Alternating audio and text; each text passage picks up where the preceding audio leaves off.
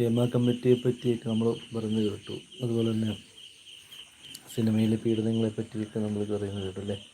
T വിയിൽ ദിവസവും നമ്മൾ കണ്ടുകൊണ്ടിരിക്കുകയാണ്.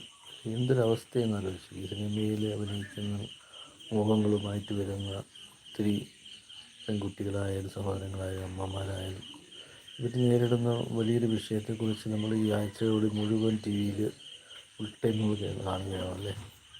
എന്തൊരവസ്ഥയെന്ന് ആലോചിച്ചു കാണും.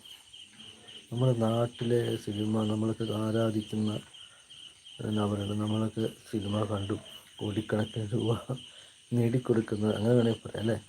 നമ്മുടെ പണം കൊണ്ടാണ് ഇവിടെ ഇവർ തിന്ന് കുടിച്ച് വിഴുത്ത് വലിയ ആഡംബര ജീവിതത്തിൽ ജീവിക്കുന്ന ഏത് നടനായാലും സാധാരണക്കാരായ നമ്മൾ കാണുന്ന സിനിമയുടെ ഇതുകൊണ്ടല്ലേ ഇവർക്കെല്ലാം ഇത്രയും പണം ഉണ്ടാകുന്നതും ഇത്ര ആസ്തി ഉണ്ടാകുന്നതും ഇത്രയും സ്റ്റാർ വാല്യൂ ഉണ്ടായതും നമ്മൾ സാധാരണക്കാർ ഓരോരുത്തരും കൊണ്ടല്ല. അല്ലാതെ സ്വന്തമായ കഴിവുള്ളതുകൊണ്ടാണോ ഇവരെല്ലാം കയറി വന്ന് ഇത് കാണാനൊരു ജനം ഇവിടെ ഉള്ളതുകൊണ്ടാണ്, ഇവരെ വളർത്താനൊരു ജനം ഇവിടെ ഉള്ളതുകൊണ്ടാണ് അല്ലേ. എന്നിട്ട് ഇവർ ഇത്ര കുറച്ച് ഫാനായി കഴിയുമ്പോൾ അല്ലെങ്കിൽ കുറച്ച് സ്റ്റാറായി കഴിയുമ്പോൾ ഇവരെല്ലാം ചെയ്യുന്ന ഒരു ചെയ്ത്തുണ്ടോ അല്ലേ. എന്തൊരവസ്ഥയെന്ന് ആലോചിച്ച് ഭയങ്കര ഭീകരം തന്നെയാണല്ലേ.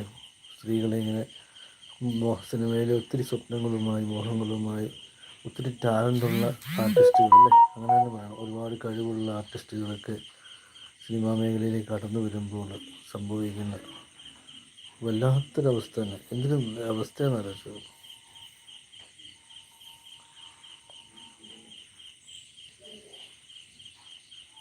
എന്ന് അവസാനിക്കും ഇങ്ങനെ. ഇത് പണ്ട് മുതലേ എനിക്ക് തോന്നുന്നത്, പണ്ട് മുതലേ സിനിമയിൽ ഇതുപോലത്തെ കാര്യങ്ങളും സംഭവങ്ങളൊക്കെ നടക്കാറുണ്ട്. പക്ഷേ ഇതിന് വേണ്ട വിധത്തിലുള്ള ഒരു ശ്രദ്ധ ഒരു കാലത്തും കിട്ടിയിട്ടില്ല. കഴിഞ്ഞു പോയ ഓരോ മന്ത്രിസഭയാണെങ്കിലും എല്ലാ ഗവൺമെൻറ്റുകളായാലും പോലീസുകാരായാലും ഇതിനെതിരെ ഒന്ന് പ്രതികരിക്കാൻ അവർ നിന്നിട്ടുമില്ല. അവരെല്ലാം ഇതുപോലത്തെ പീഡിപ്പിക്കുന്ന